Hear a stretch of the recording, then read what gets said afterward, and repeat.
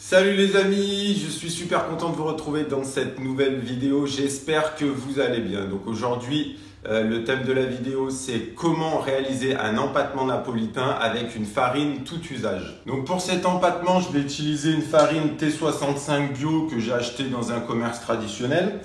Donc c'est une farine qui sert à faire des pâtes à tarte, des cakes, des pains de tradition, des crèmes, des sauces, donc un peu tout et n'importe quoi. J'ai pris une T65, mais on peut prendre également une T55 ou une T45, ça n'a pas vraiment d'importance. Avec l'empâtement que je vais vous proposer aujourd'hui, ça fonctionnera.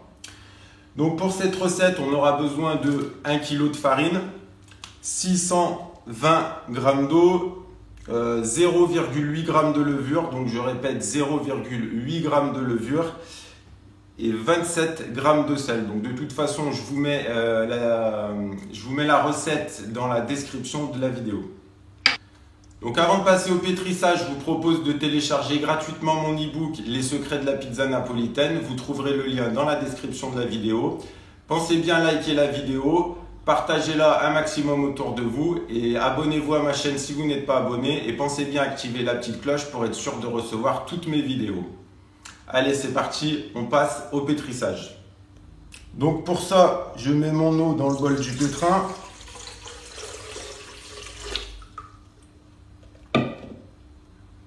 Je viens ensuite dissoudre ma levure dans l'eau. Alors je prends de l'eau bien fraîche du frigo parce qu'on a encore des températures assez élevées. Actuellement, il fait 25 degrés.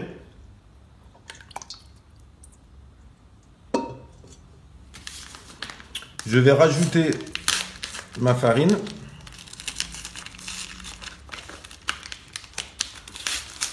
Donc cette quantité de pâte nous permettra de réaliser 6 pâtons de 270 g. Alors 270 g environ.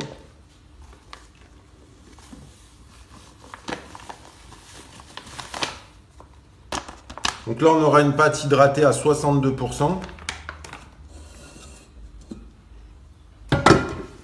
Donc je vais commencer à pétrir et je rajouterai mon sel au bout de quelques minutes. Alors on aurait pu également dissoudre le sel dans l'eau. Mais là cette fois-ci je vais le mettre un petit peu après.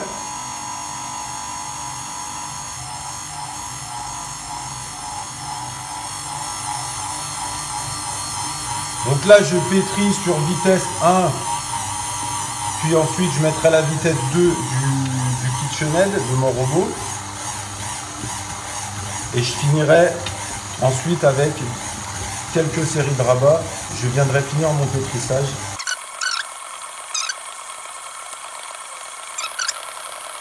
Voilà, donc après une petite dizaine de minutes, on va arrêter le pétrissage. Donc ce qu'il faut faire attention quand on pétrit, c'est de ne pas trop faire chauffer sa pâte.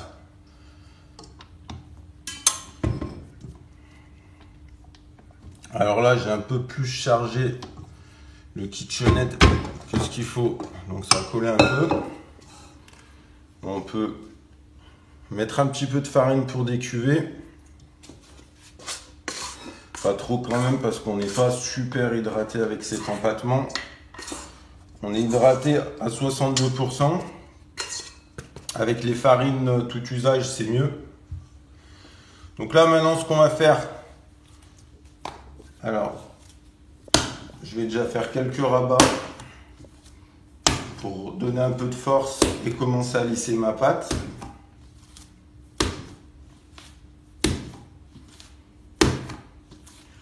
Là, on voit que la pâte se structure assez rapidement.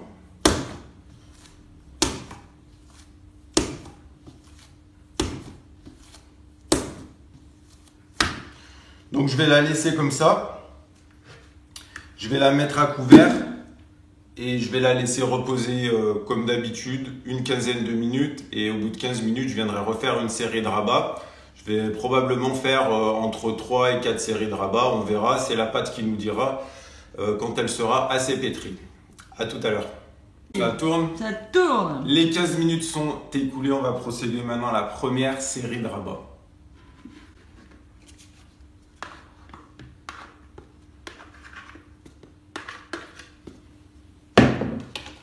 Alors je farine très légèrement juste pour décoller facilement ma pâte.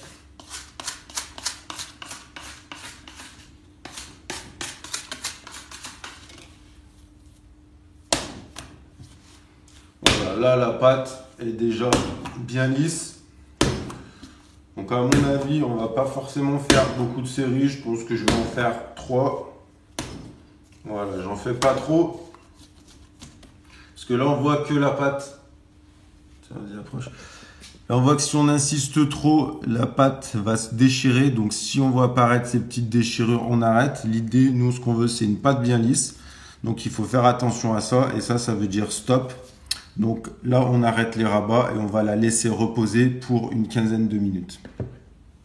Allez, après 15 minutes, on va procéder à une nouvelle série de rabats.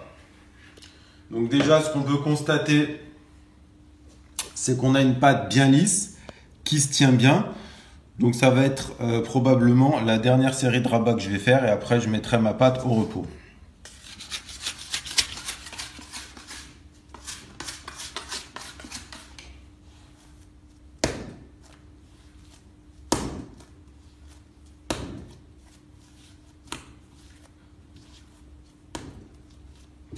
Voilà, donc là j'y vais doucement. Je vais juste me contenter de bien retendre ma pâte pour qu'elle garde de la force et qu'elle puisse bien gonfler. Là, on a un aspect bien lisse. Donc voilà, c'est ce qu'on demande quand on pétrit, d'avoir un aspect bien lisse comme ça. Là, c'est le cas, donc je ne vais pas en faire plus. Ça sert à rien, je risque de déchirer ma pâte et c'est pas souhaitable. Donc là, je vais mettre ma pâte dans mon saladier reposer pour environ 5 heures. Et au bout de 5 heures, je viendrai faire mes pâtons. Et ensuite, je laisserai reposer à nouveau 6 heures. Donc la totalité du protocole dure environ 11 heures. Donc allez, je mets ma pâte dans le saladier. Hop. Évidemment, je couvre. Alors je couvre de façon bien hermétique pour pas que la pâte sèche. Parce que si la pâte elle est à l'air, elle sèche. Et si elle est protégée de l'air, et ben voilà, elle ne va pas sécher. On se retrouve dans 5 heures. Notre pâte a reposé environ 5 heures. On va maintenant passer au façonnage des pâtons. Donc là, on peut voir la pâte. Donc on voit qu'elle a commencé légèrement à gonfler. C'est ce qu'on veut. Il ne faut pas qu'elle soit trop gonflée, mais il faut qu'elle ait commencé son expansion. C'est ce qu'on a, donc c'est parfait.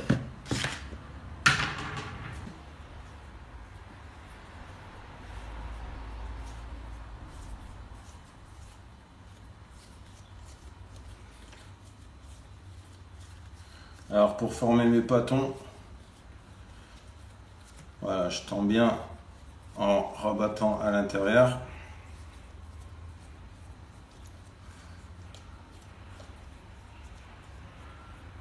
Et ensuite je viens fermer comme ceci. Maintenant nos pâtons sont prêts. On va donc fermer la boîte et on va les laisser reposer à température ambiante pour environ 6 heures. Allez, on se retrouve tout à l'heure. Les 6 heures sont maintenant écoulées. On va procéder à la réalisation des pizzas.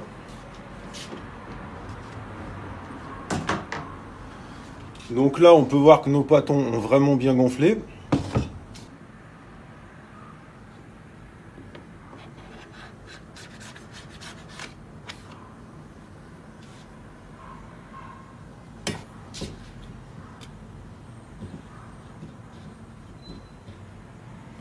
Voilà, on a des pâtons bien souples, bien aérés.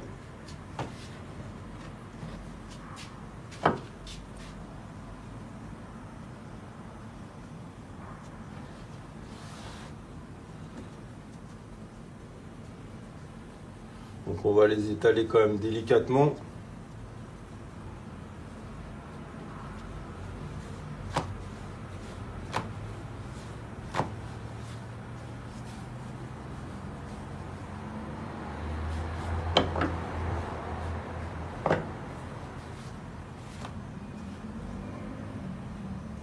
Voilà. Allez, on met de la sauce tomate.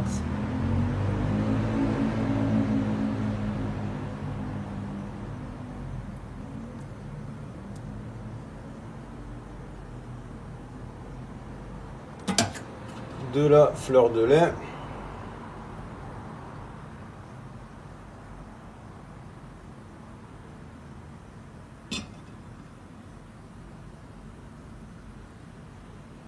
Un filet d'huile d'olive.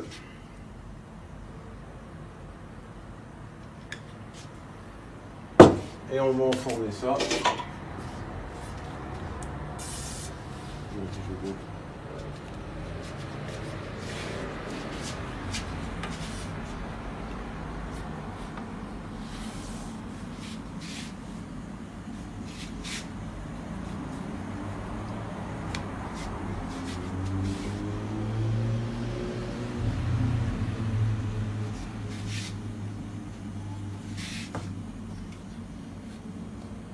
Allez, c'est parti.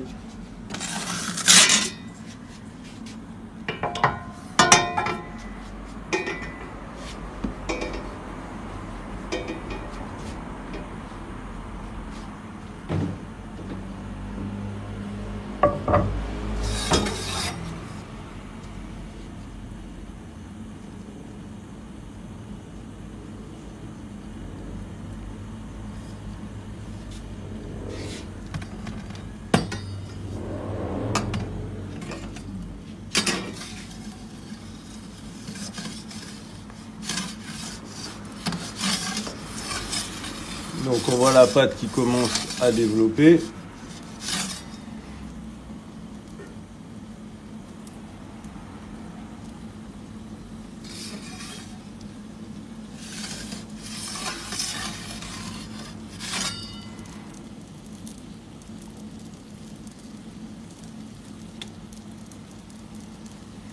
On voit même que ça pousse bien.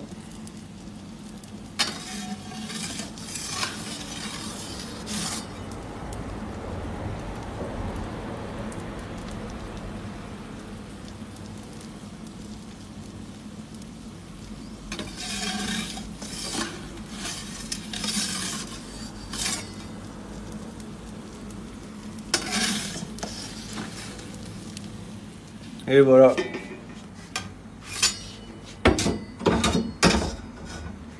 Donc là, on voit que malgré la farine, on voit qu'on a des bords hyper bien gonflés. Pizza hyper légère. On sent que ça croustille légèrement. Alors, on va mettre quelques brins de basilic, du jambon.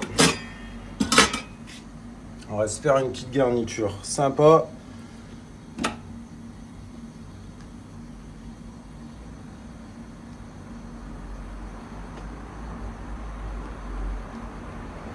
Voilà, quelques brins de basilic, quelques feuilles, pardon.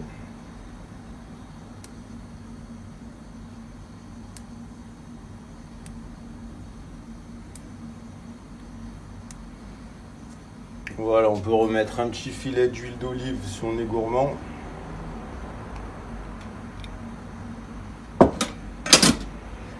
Ok. Et là, on voit ma super pizza. Magnifique pizza avec une farine du commerce, 100% du commerce, T65. C'est pas une farine de farce, voilà ce qu'on est capable de réaliser. Allez, on va tout de suite la goûter. Elle fait super envie.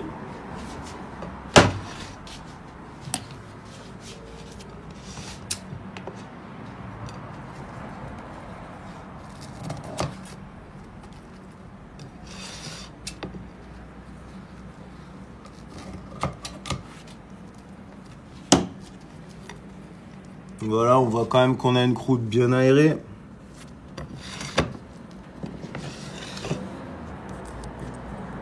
Une belle mie avec des belles alvéoles. Un cornichon super léger. Allez, on va déguster ça.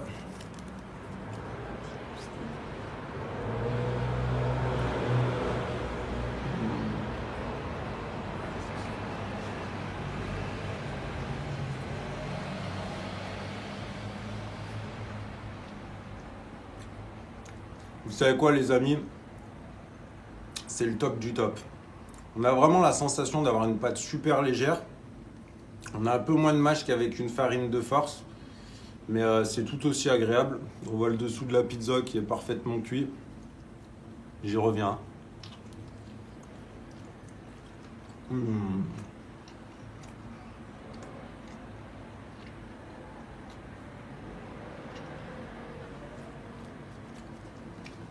Elle est vraiment au top cette pizza.